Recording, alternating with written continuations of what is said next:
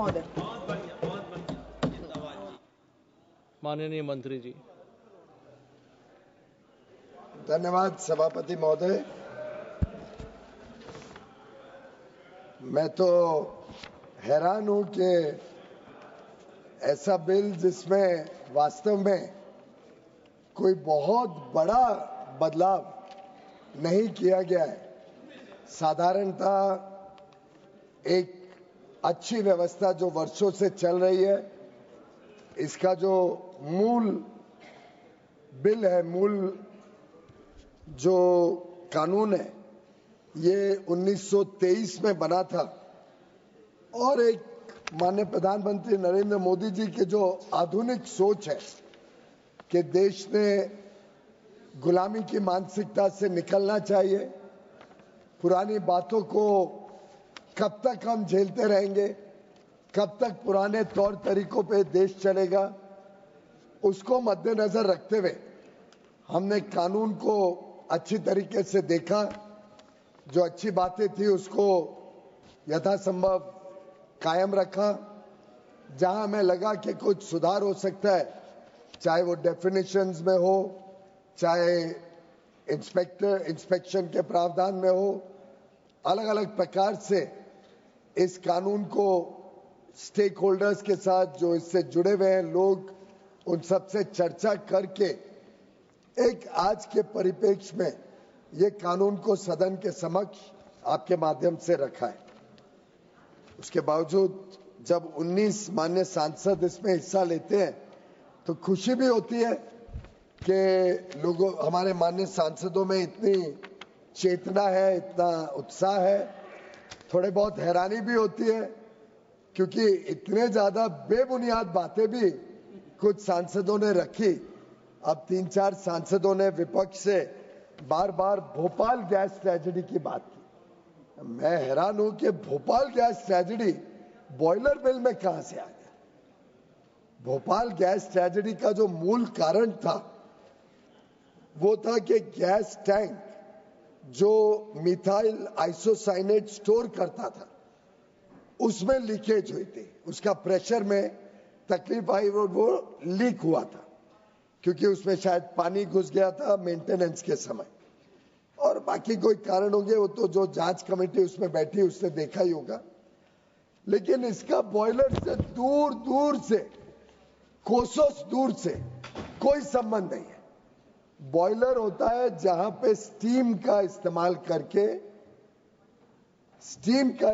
करके heat generate होती है और उस हीट से या तो फर्नेस चलती है या अलग अलग प्रकार के काम किए जाते हैं। तो सबसे पहले तो मैं स्पष्ट कर दूं कि अच्छा रहता अगर थोड़ी और जानकारी या बिल का जो व्यापक स्वरूप है इसको भी कुछ मान्य सांसद जिन्होंने बेबुनियाद बातें की हैं वो उसको अच्छी तरीके से समझते। कुछ तो इतने वरिष्ठ सांसद हैं जिनका मैं बहुत सम्मान करता हूं, उन्होंने भी जब भोपाल गैस ट्रेजेडी को इसके साथ जोड़ा तो मैं बहुत ही हैरान हुआ था।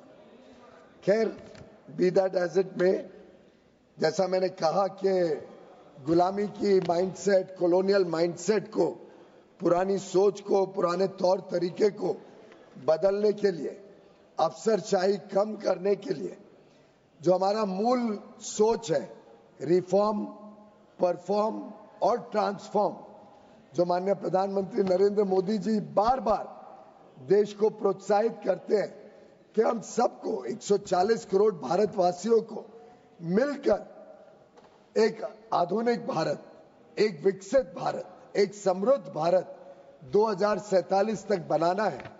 और वो तभी संभव है जब पक्ष विपक्ष हो, सत्तारूढ़ पार्टी हो, विपक्ष हो, राज्य सरकारें हो, केंद्र सरकार हो, हम सब विश्वास के ऊपर हमारे उद्योग जगत के साथ विश्वास से अपना रवैया रखें। और विश्वास एक ऐसा शब्द है जो प्रधानमंत्री नरेंद्र मोदी जी हर देशवासी पर रखते हैं और इसीलिए देशवासी भी प्रधानमंत्री पे तीसरी बार उनको जिताकर तीसरी टर्म में 3 गुना तेज गति से, 3 गुना ज्यादा, 3 गुना और प्रभावशाली काम करने के लिए चुनकर भेजते हैं और माननीय प्रधानमंत्री जी उस पर खरे उतरकर देश को नई ऊंचाइयों पर लेके जाने के लिए दिन रात मेहनत करते हैं। मित्रों, वास्तव में इसका मूल अगर देखें इस कानून का, तो 1863 में एक बड़ा सीरियस बॉयलर एक्सप्लोजन कोलकाता में हुआ था।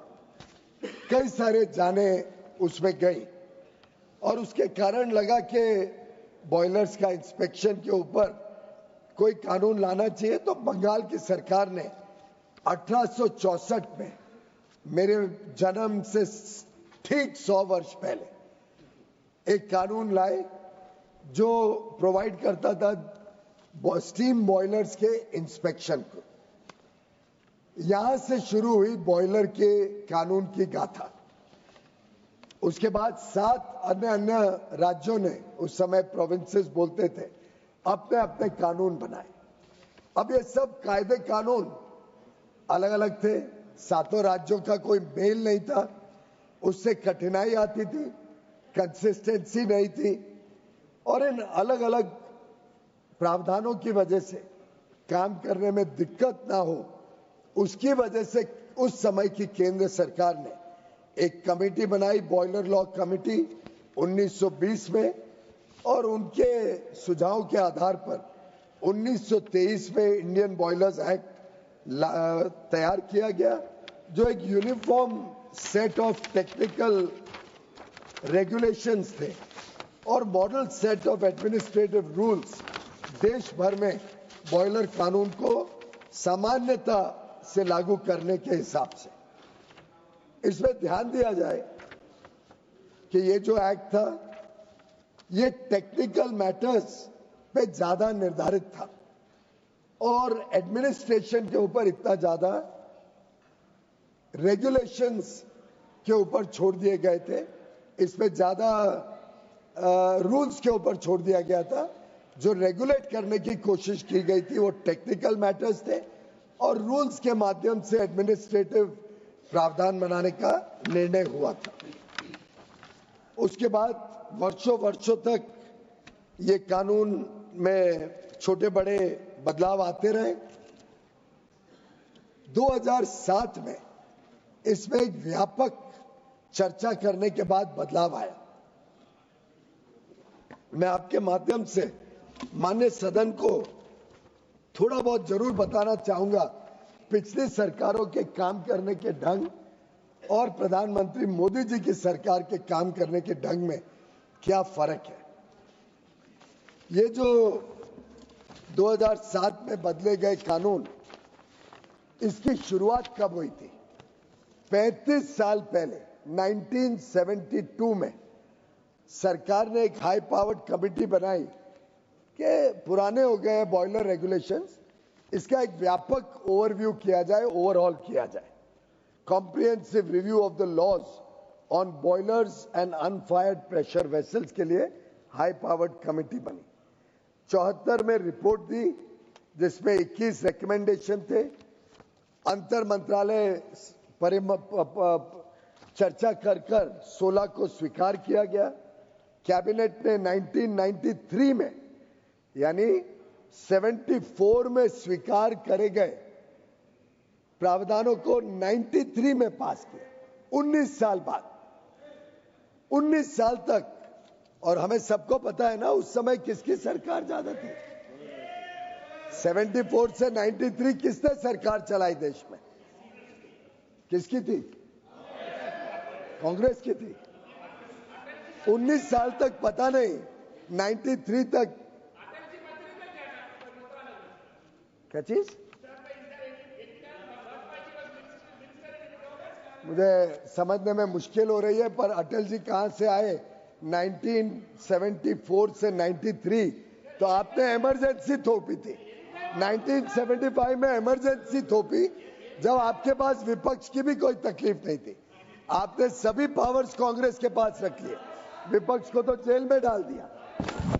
तब भी इनमें साहस नहीं था कि जो कानून में सुधार इन्हीं की सरकार, आज के वर्तमान इनके नेता की दादी जी ने जो कमेटी बनाई थी, उसने जो सुझाव दिए थे, उस सरकार इमरजेंसी में पूरे पावर्स होने के बावजूद वो ला नहीं पाई।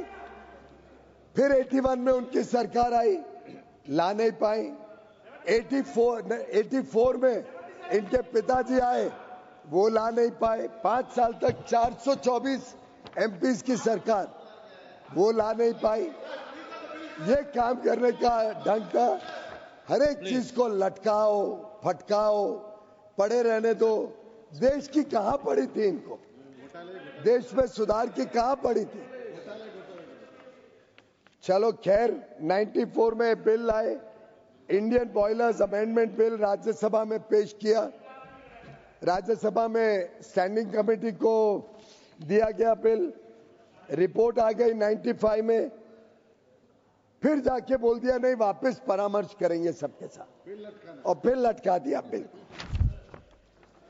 फिर 97 में एक एक्सपर्ट कमेटी बनाई इन लोगों ने, उस एक्सपर्ट कमेटी ने फिर राज्य सरकारों को भेज दिया। 99 में परामर्श के बाद कैबिनेट नोट बना और उसको सभी यूजर स्टेक होल्डर से कंसल्ट करके अटल बिहारी वाजपेयी जी की सरकार लेके आई। अब देखिए अध्यक्ष जी, मजेदार बात, अध्यक्ष जी मजेदार बात देखिए, अरे ज्ञान लो 72 से 99 27 साल तक कांग्रेस की सरकारें लटकाती पटकाती रही। खैर वो भी छोड़ दो। 99 में अटल जी जो प्रावधान कांग्रेस के समय तय किए गए थे, उसको लोगों से चर्चा करके उसको सदन में पेश किया, कैबिनेट ने 2000 में अप्रूव किया और उसको राज्य सरकारों से चर्चा करके उसको सदन में जब पेश किया तो आपको हैरानी होगी कि उस समय कांग्रेस जो विपक्ष में थी, खुद के बनाए हुए प्रावधानों को उन्होंने अपोज किया। यानी जब वो सरकार में थे तो कुछ सुझाव अच्छे लगे, पेश किए, पास नहीं करने की क्षमता थी। अटल जी को लगा कि, मुझे लगता है कि लगा होगा कि भाई कांग्रेस से बनाए तो जरूर समर्थन करेंगे, पर उन्होंने उसी को अपोज कर दिया, पास नहीं होने दिया। और अटल जी का हम सब स्वभाव जानते हैं, वो एक सर्वदलीय सबको साथ लेके चीजों को आगे बढ़ाते थे, लेकिन इन्होंने उसको भी पास नहीं होने दिया।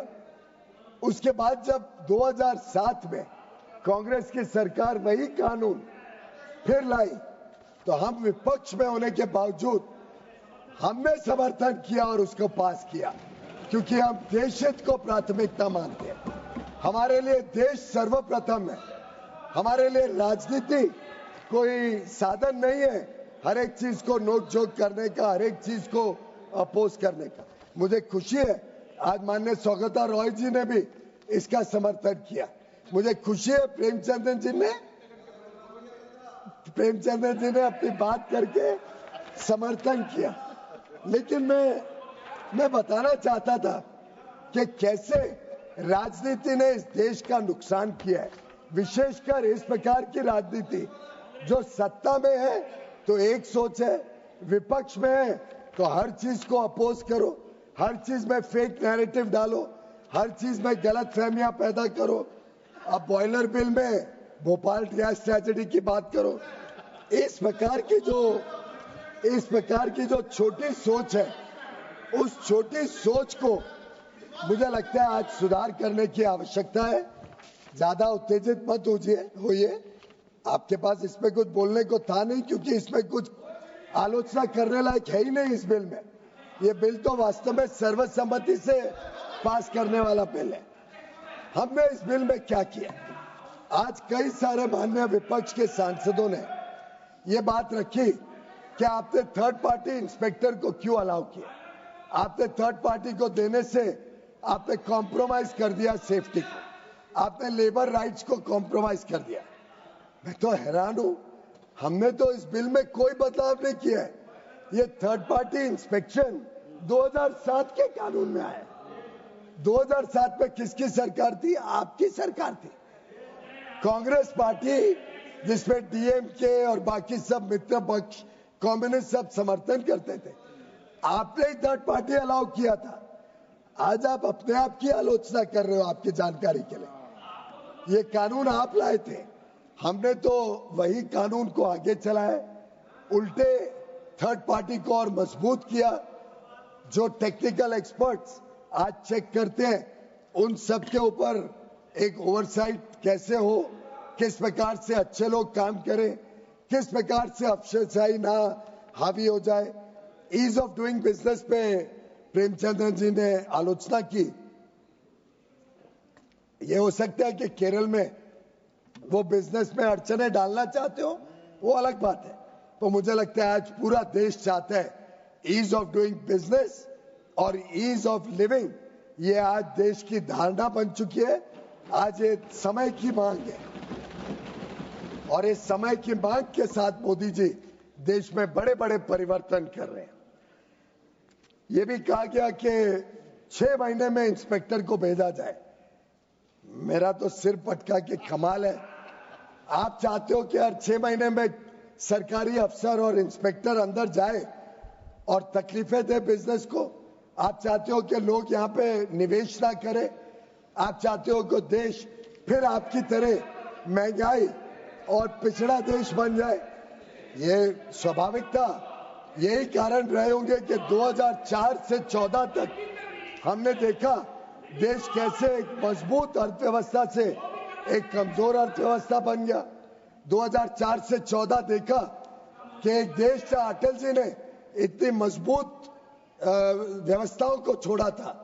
High growth rate, low inflation, high foreign currency reserves, strong macroeconomic fundamentals, ये चिदम्बरम जी को, मनमोहन सिंह जी को विरासत में मिली। और उन्होंने मोदी जी के लिए क्या छोड़ी 14 में?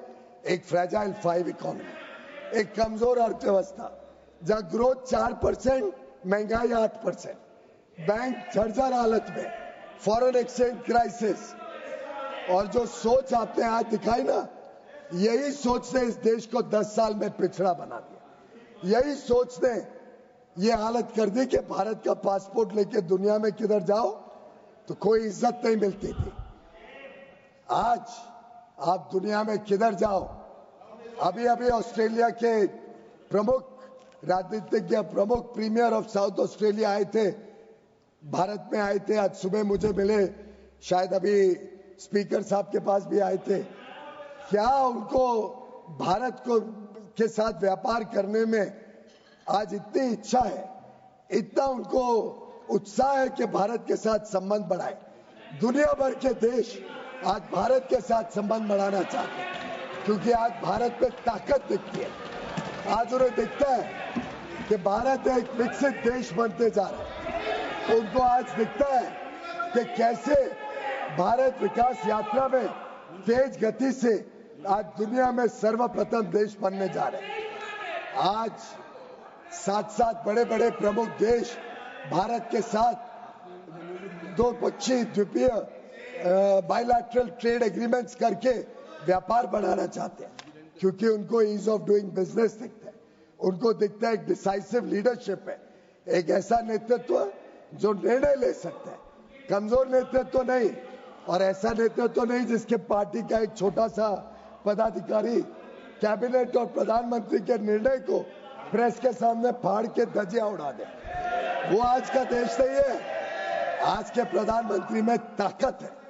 आज का प्रधानमंत्री, आज की सरकार जब निर्णय लेते हैं, देश हित और जनहित के निर्णय लेते। इसीलिए इस प्रकार के निर्णय, बॉयलर के कानून में सुधार, ये देश हित, हमारे कामगारों का हित, देश में छोटे बड़े उद्योगों का हित, इन सबको देखते हुए ऐसे कानून देश में लाए जा रहे हैं।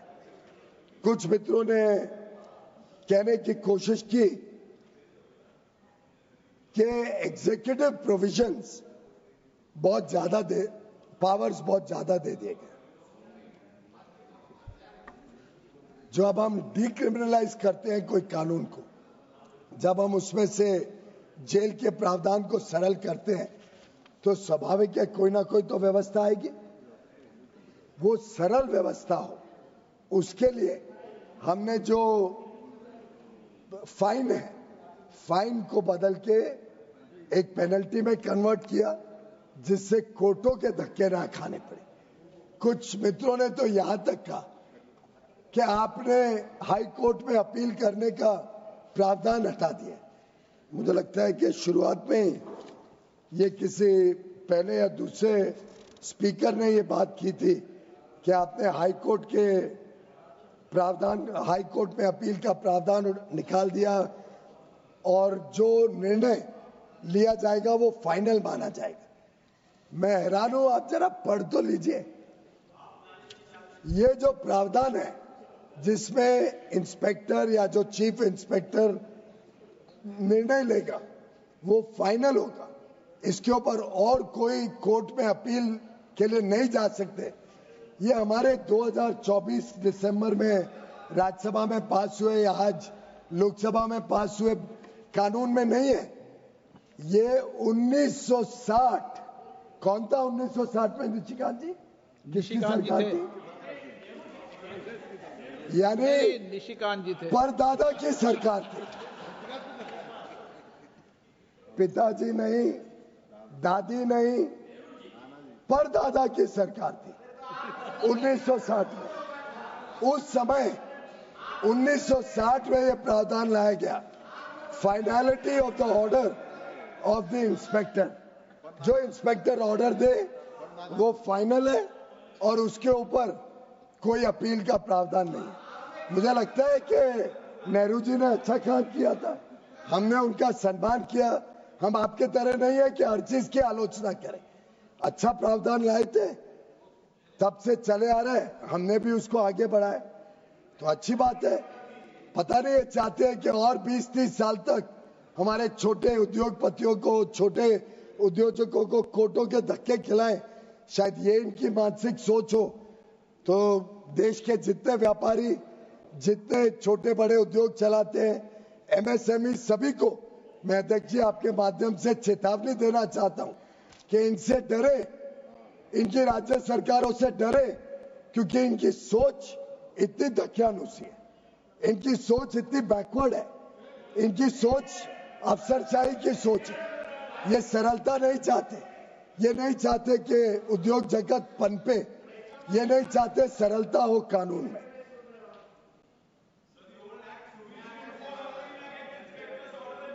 दूसरा, किसी ने बताया कि टाइमलाइंस दी नहीं गई है। टाइमलाइंस कभी कानून में लिखी जाती है क्या? इतने साल सरकार चलाई, नो वंडर देश का इतना बुरा हाल है, इनको सरकार चलाना ही नहीं आता था। इतने साल सरकार चला के आपको इतनी समझ नहीं है कि रूल्स बनते हैं, रेगुलेशन बनते हैं, वो भी पार्लियामेंट में पेश होते हैं, उसमें भी चर्चा हो सकती है, उसमें टाइमलाइंस दिए जाते हैं। टाइमलाइंस रेगुलेशंस में बनते हैं, रेगुलेशन में टाइमलाइंस दिए जाते हैं और हर एक चीज में टाइमलाइन रेगुलेशन में दिया गया और उसका प्रावधान रेगुलेशन में रहेगा।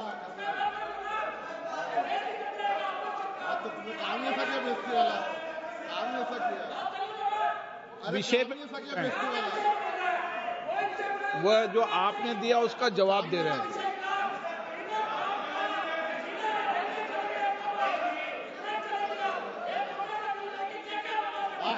सुनना पड़ेगा।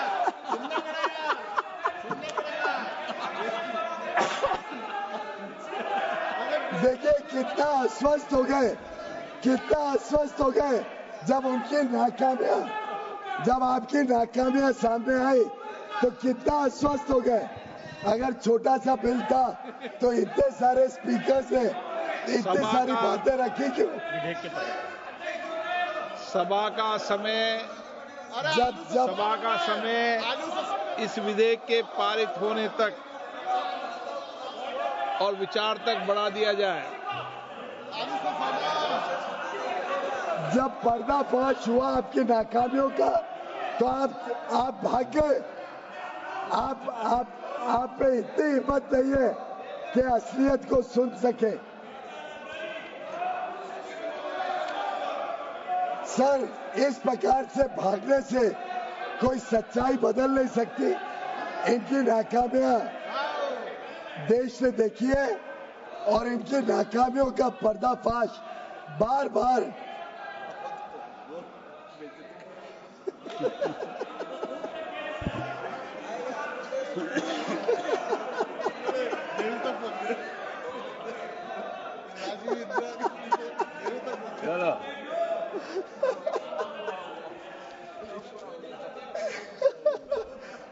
पर देखिए अध्यक्ष जी, क्या हालत है।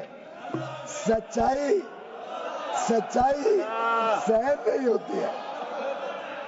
इनकी नाकामियों का पर्दाफाश होता है तो सुनने की भी क्षमता नहीं है। कितनी दुर्बलता है विपक्ष में आज के ये देशवासियों के समक्ष आता है। अध्यक्ष जी, दो चार ही बातें और बोल के मैं विराम देता हूं, जब कोई है ही नहीं सुनने के लिए। कुछ मान्य मित्रों ने कहा कि हमने राज्यों के पावर्स को छीन लिया। हमने कोई बदलाव इसमें नहीं किया है। राज्यों के पावर्स में सिर्फ और सिर्फ वेल नोन मैन्युफैक्चरर जो प्रावधान पहले से केंद्र सरकार के पास था, सिर्फ और सिर्फ वो केंद्र सरकार के पास है। बाकी इसके सभी प्रावधान राज्य सरकार ही लागू करती है। प्रधानमंत्री नरेंद्र मोदी कोऑपरेटिव फेडरलिज्म में विश्वास करते हैं और सभी इसके प्रावधान राज्यों के हाथों में दिए गए।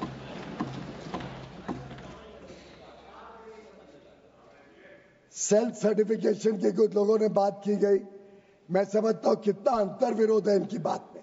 एक तरफ बोलते हैं इंस्पेक्टर ने 6 महीने में जाना चाहिए, कोई बोलता है कि सेल्फ सर्टिफिकेशन अलाउ नहीं होना चाहिए, कोई कहता है होना चाहिए। हम समझ नहीं पा रहे हैं इनके मन में क्या है। मैं समझता हूं अगर हम विश्वास करते हैं हमारे उद्योजक, हमारे एमएसएमई पर, तो ये इस देश के लिए जरूरी है। सरकार का और मोदी जी का बड़प्पन है, क्योंकि जब तक सरकार विश्वास नहीं करेगी अपनी जनता पर, तब तक जनता का भी विश्वास सरकार जीत नहीं पाएगी। और इसलिए हमने लोगों पर विश्वास किया है और टेक्निकल इंस्पेक्शन थर्ड पार्टी से करके हमने पूरी छूट दी है कि अच्छे लोग इस व्यवस्था के साथ जुड़े, इंस्पेक्ट करें, सर्टिफाई करें, अप्रूव करें। और सभी स्टेक होल्डर्स से डिस्कस करने के बाद ये बिल लाया गया है।